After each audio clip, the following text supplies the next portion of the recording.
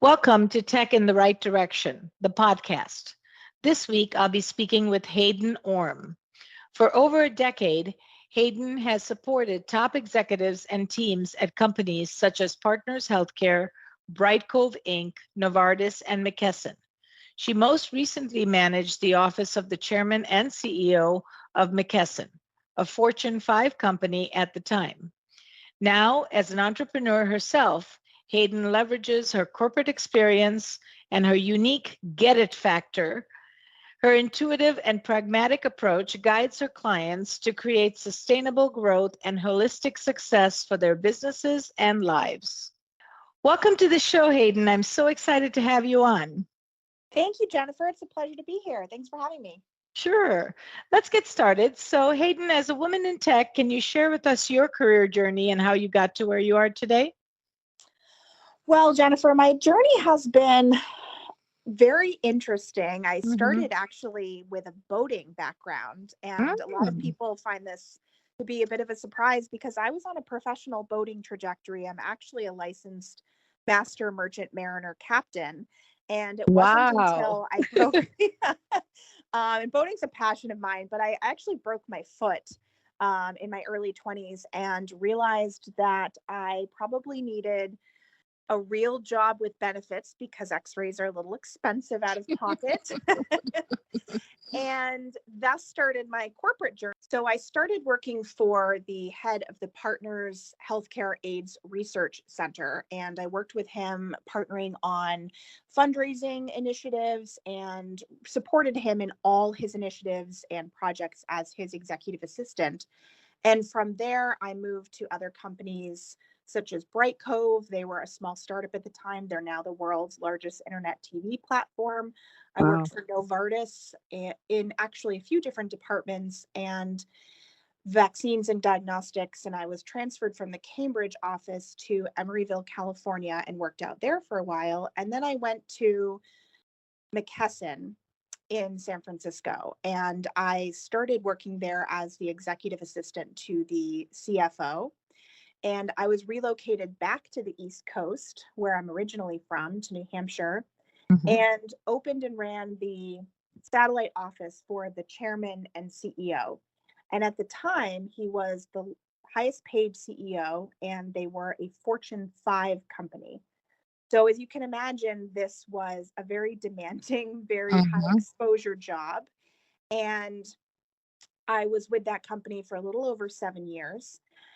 And it wasn't until he retired and I had the option to either relocate again or go my own way that I decided that I really actually wanted to exit corporate. I had been feeling for years that there must be something more. I was realizing I was operating in chronic burnout, and having that opportunity with severance to leave corporate was kind of a gift. At the time, it was very scary, but I decided that I really wanted to marry all of my experience and start my own company and help other entrepreneurs not just actualize their dream of entrepreneurship and owning a business, but do so in a way that is sustainable and honors who we are as people and business owners. So, really focusing on holistic success and balance, and taking that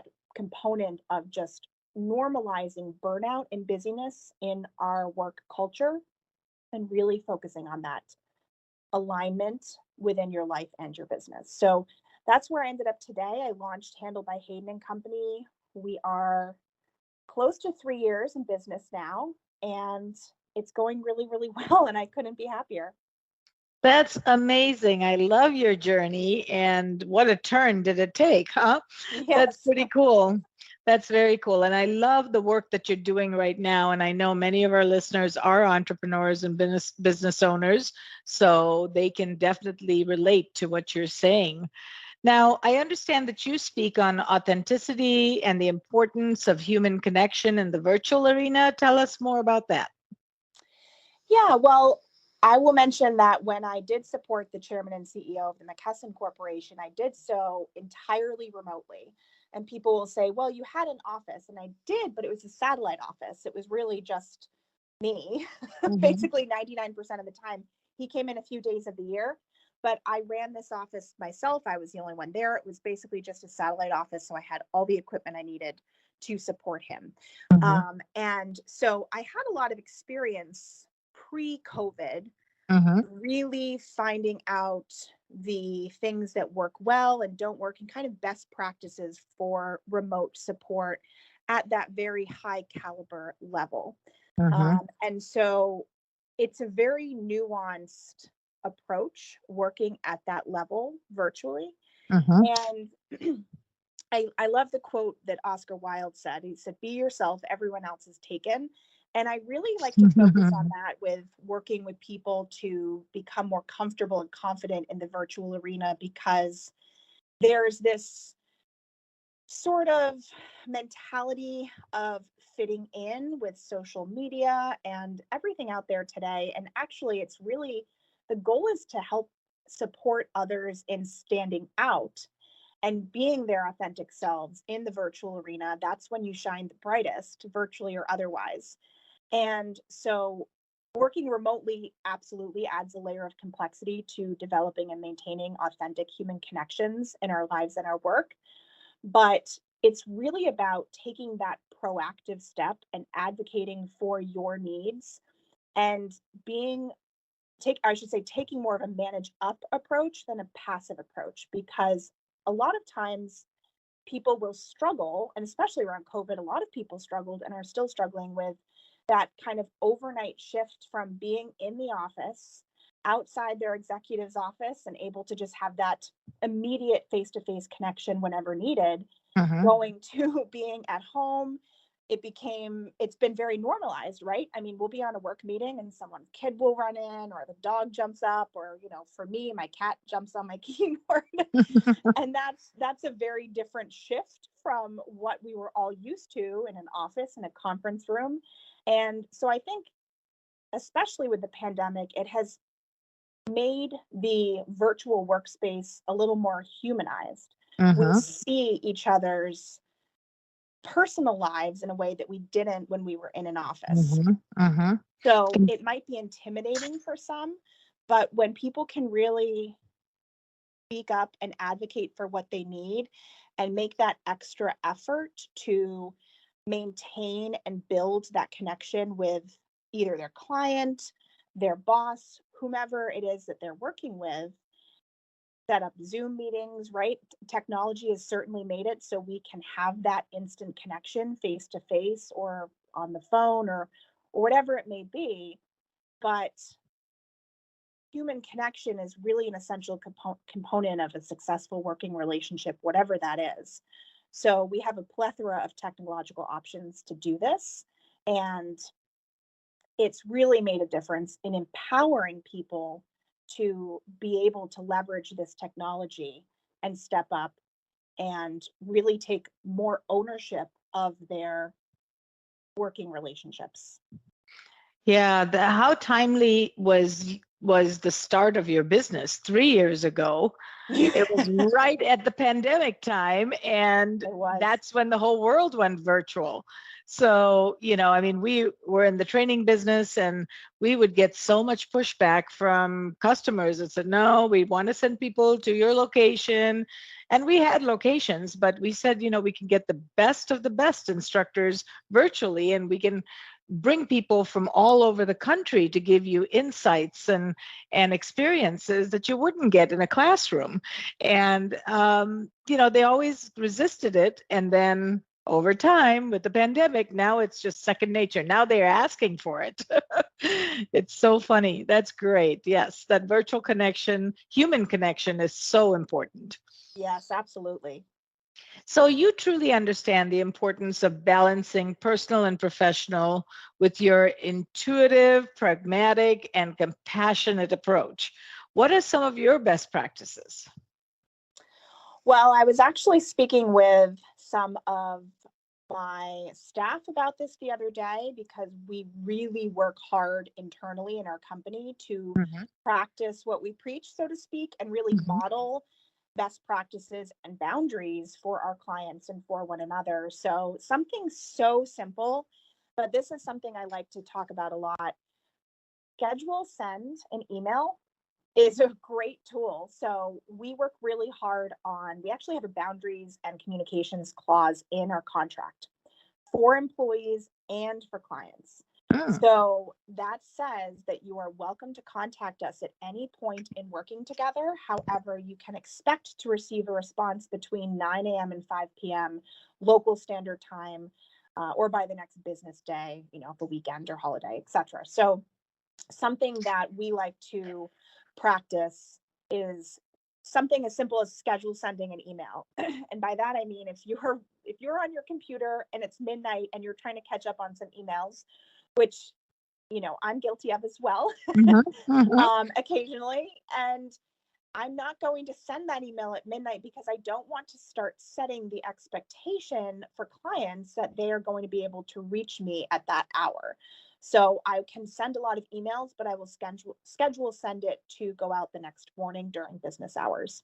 So that's something that's just so basic, but it is supporting the boundaries that we work hard to set around maintaining that balance. And we don't want to tell our clients to do something that we're not practicing ourselves. I think that's a So great, great, great suggestion. It's a great best practice. I think I should practice that too. Because as a business owner, I mean, we work all the time. It seems like there's never a downtime. But this is really good. You can still work when it's good for you, but don't set the false expectation with your customer. exactly. Yeah, I love that. Yeah. I love that. That is so critical. But I know there is no such thing as, balance per se. But how do you create balance in your life? Work-life balance. Well, I work really hard too, and I'm a work in progress. I haven't perfected anything, right? I'm human Me too. either. Yes, I'm looking for ideas. So something I've really started working very hard on is maintaining boundaries around my mornings. Okay. I am more of a morning person. Some people are more night owls. So I would say, if you're more of a night owl, flip this. But for me, I wake up, I have an intention that I read for myself. I do a Mhm. meditation, I have my coffee. And instead of just going right downstairs into my office, getting on my computer while I drink my coffee and getting sucked right into my workday, I sit with my coffee. I take a step outside. I have some, deep breaths of the what is now very cold air in Mhm, New Hampshire, mhm, mhm. and just really try to make sure that I have 30 minutes in the morning to just check in with myself, see how I'm doing. I look through my day. I kind of mentally walk through my day, set some intentions, and just have that morning routine, whatever it is, before I sit down at the computer. So you And don't touch your phone before any of this. I just want to ask. yeah, I actually, the first thing I do in the morning is I pick up my phone to read my intentions, Mhm, and then I put it away. I get in the mhm, shower. I might put on some music, but I work really hard. And again, I'm not perfect. Sometimes, I'll get a text from an employee and something will be happening I need mhm, to attend to promptly. mhm. But for the most part, I try to make sure that for 30 minutes in the morning, I am not on my email. I am not checking Slack. I am not in ClickUp. I'm not in any of the platforms that we use. And I just let myself get into my daily mindset. That's great. You've got your 30 minutes for you just to kind of prep yourself to get into your day, which I think is so, so beneficial. And when you get into that routine, then you find time for meditation and for, that coffee break or thinking about planning your day, all of those things. Because sometimes I just jump right in and boy, it hits you hard. And then you It haven't done does. any of those other things. So I'm going to try this routine, for 30 minutes every day. This will be great. So you Excellent. so you have expertise in managing growth and business brands. How do you help guide your clients manage their growth and their brands? Jennifer, I have something that I call the Empowered CEO Business Assessment. And we have a very well mapped out client journey we have an entrepreneurial client journey and a corporate client journey. We work with both corporate and entrepreneurs. But the Empowered CEO Business Assessment is how all entrepreneur client journeys start with us. Mm-hmm. And that's an intensive time with me. They fill out information in advance. We have our initial discovery call when we decide to work together. I send them a very in-depth questionnaire, and it's a lot of information gathering. I review it in advance. We have a 2-hour intensive, and I take both a bottom up and a top down approach. And by that, I mean the bottom up, we really analyze the infrastructure of your business. What's working, what's not working? What are the systems you're using? Do you have systems? Are they the right ones? How are they working for you? And then the top down approach is, what does joy and satisfaction look like for you in your business as a business owner? And that's different for everybody, right? This is not a cookie cutter approach. So we want to reverse engineer the steps to get you to that place of joy and satisfaction in your business. So I ask all my clients, if you had a magic wand, money, time, none of that was an object, what would you like your business to look like and your day-to-day life within your business to look like? And let's reverse engineer the steps to get you there. But first, we have to address the bottom-up approach, because I use this example a lot. I had a client who came to me. It was a healthcare practice, and the practice owner wanted help with a marketing strategy and implementation. And after this Empowered CEO Business Assessment, I discovered that she had a 6-month-old baby at home. She was doing everything on her own, which is something that entrepreneurs are oftentimes doing when they come to us, right? That's the nature of the beast a lot of the time. And she was doing the cleaning, she was making the phone calls, she was doing the booking, she was taking out the trash. I mean, the list goes on and on. So she did not have the bandwidth for a marketing strategy, because if the first person we sent her way, her ship would have sank. So we wanted to make sure she had the right systems in place to streamline and optimize her practice. And we worked with her on recruiting and hiring and onboarding a full-time practice manager. So she had that in-person support to greet clients, take the phone calls, make the bookings, do the insurance billing, all of that. And then we could really look at, okay, now you have the support in place, you have your systems in place, your infrastructure is shored up. We can look at that top-down approach of how to get you to that place of more joy and satisfaction in your business. You have the support you need, and we can also evaluate your marketing strategy and now implement that to help grow and scale your business. Wow, that's great. I think all entrepreneurs can use your help because there's always something in a business that's falling off the wheels, Yeah. So it's great. Great. All right. So you also believe in empowering your employees, which I love, as well as create a culture where everyone is celebrated, which again, I love that. So how do you accomplish this? This is not an easy task. Well, having worked for other people my whole life, one of the things that really was important to me was creating a company culture where people felt appreciated and could really shine in their respective zone of genius, doing what they do best and what they love. And so I have learned a lot over the last almost 3 years, but I've worked very, very hard to hire people who are not only passionate about what they do, but they absolutely love what they do. They have the experience that I'm looking for. We require at least 10 years or more supporting corporate C-suite executives for our executive assistants, and we need to have a lot of experience for our digital marketers and 6 and 7 figure brands, working with both corporate and entrepreneurs. So we bring on very top-notch, high caliber members. And for me, I want to ensure that I am retaining my talent.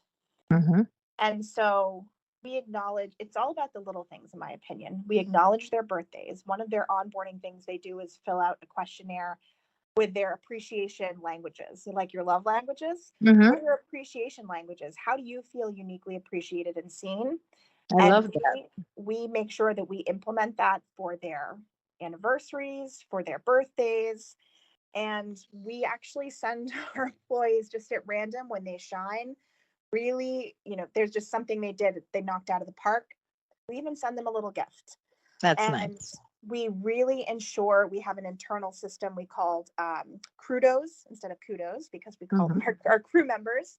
And we recognize each other on a monthly basis for someone who did something really unique, or, like I said, really knocked it out of the park, or something that really made them shine. We are always trying to recognize and express appreciation just in our basic language internally.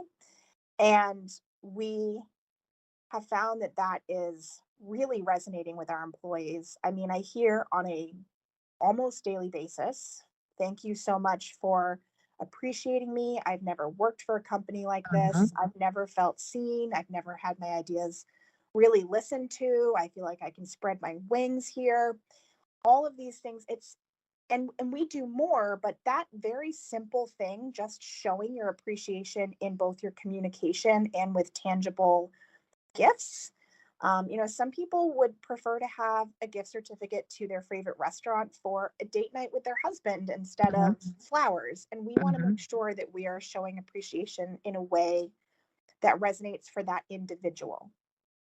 I love that. And I do very, very similar things for my team, because I really believe it's the team that really is the success of the organization. And the culture you create is so important for growth and success and longevity with the employees. So I think that's really amazing, and you're doing some really great things. I love the appreciation languages. I have to learn about that. That's something new, but I love what you're doing. You're really connecting, again, that human connection, to say, what do you like? I want to customize this for you. I'm not going to do it just the same for everybody, because we're all different. Yes. Yeah. Thank you. Great. You also help companies become more efficient in their operations. Tell us more about your dream clients. Well, we work with service-based businesses. So I say we're industry agnostic. And we really like to work with high vibe, heart-centered, mission-driven executives and entrepreneurs and CEOs. We look for anyone from solo entrepreneurs up to large corporate C-suite executives. But our passion is really helping the entrepreneurs. So we look for growth-oriented businesses seeking to streamline and elevate not just their business, but their experience in their business on a day-to-day life. So we want to help them become more efficient in their operations and achieve sustainable, holistic success. So heart-centered entrepreneurs and corporate executives looking to have more work-life harmony and joy in their business, while also eliminating the overwhelm behind the scenes, and step out of being buried in their business so that they can work on their business are really the people we're looking for. So typically our entrepreneur clients are multi-six figures and up, and our corporate clients are individuals in the C-suite. And just to clarify, that is usually more of a interim position. We'll place an executive assistant with someone to cover a maternity leave or, a long-term absence, or for a variety of reasons. But focusing on the entrepreneurial clients, we provide executive assistance, consulting, and digital marketing support. So we really want to provide that top-notch, compassionate, high-touch, yet pragmatic and strategic support for our clients. That's great. That's great. Very lucky clients to have you. That's for sure. So Hayden, where is the most favorite place you've traveled to, and why? I love travel, so I always like to ask this question. Yeah, I love it. I love these questions. I actually ask my clients something similar. I ask, if you were stranded on a deserted island, what's the one item you would bring? So I always love not your phone, I hope. No, I would want a total digital detox. That's right. That's right. This is a really tough question to answer, Jennifer, because I love travel also, and I've done a lot of international travel, both Hmm. by plane and by boat. Hmm. So I have kind of two answers. Yeah, that's The fine. first that comes to mind is, so my first boat delivery, I was 18 or 19. I think I was 18. And it was the first international trip I'd taken on my own, away from home. So Hmm. I have Hmm. dual nationality. I'm half English. We'd go back and forth to England when I was younger, visiting Hmm. family. But this was my first international trip by myself. And I delivered a boat to the Bahamas. And coming from New Hampshire, which is very homogeneous, it was Hmm. very eye-opening. And to this day, I remember how warm and welcoming everyone was. Hmm. And this idea of island time, and that they focus so much on experiencing life and Hmm. joy and community and social events, and work is secondary. Hmm. And that really resonated with me because that is so different from American culture, right? I mean, Right. really most cultures. Um, and I really remember that. It was just the first time I'd been anywhere tropical. I mean, I looking love that. over. I'm adding it to my list because I haven't been there, Oh, so I'm definitely adding absolutely it. beautiful. Yeah. I mean, the water alone, I could just float around in all day. Yes, yes. No, that's great. And then how about a plane experience? Well, I flew to Ireland. I actually had 3 months. I lived in Ireland for 3 months, and I had Hmm. an internship in the parliament there. And I had previously had an internship. So this is also in my 20s. I'd had an internship for Senator Kennedy in Boston. And I wanted to experience, at the time, I was thinking I wanted to go into politics. And I decided quickly that was not for me, but for a variety of reasons. Hmm. Um, but working in an international government office, I also saw that work-life balance was a priority. So you'd start your day at 9, you'd break for tea.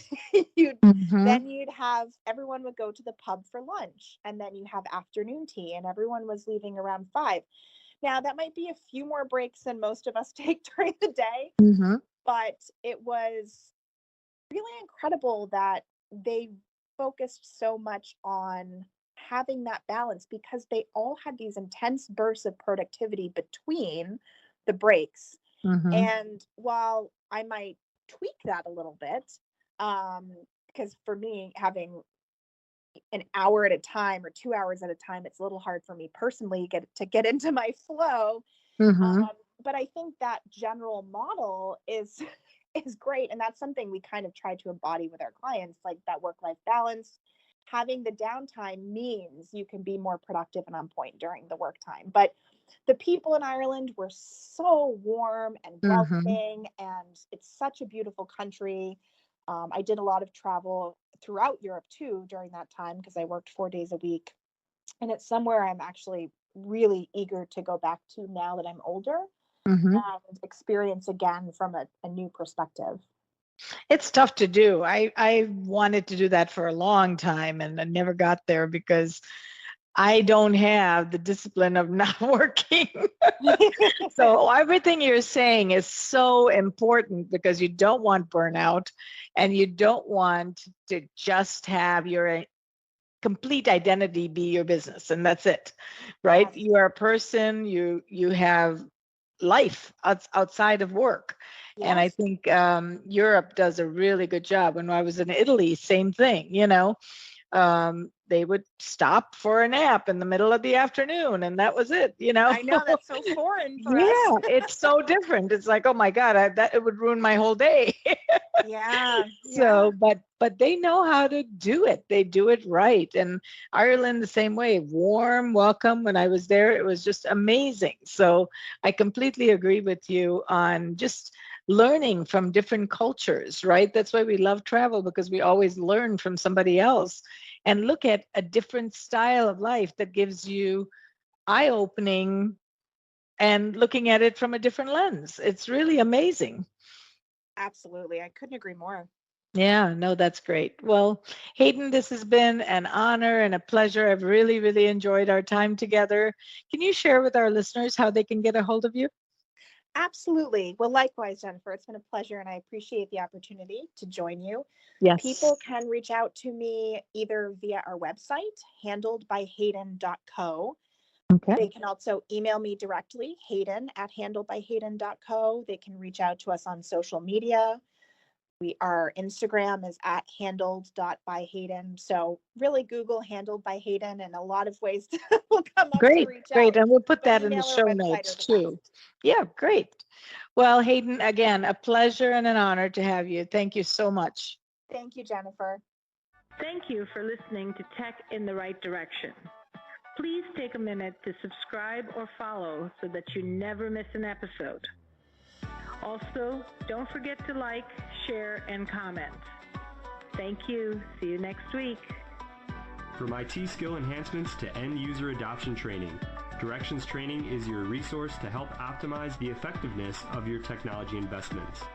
Over 500,000 students have taken advantage of our wide selection of technology and business training solutions, covering the most popular applications today, such as Microsoft 365, Azure, Windows 10, and more.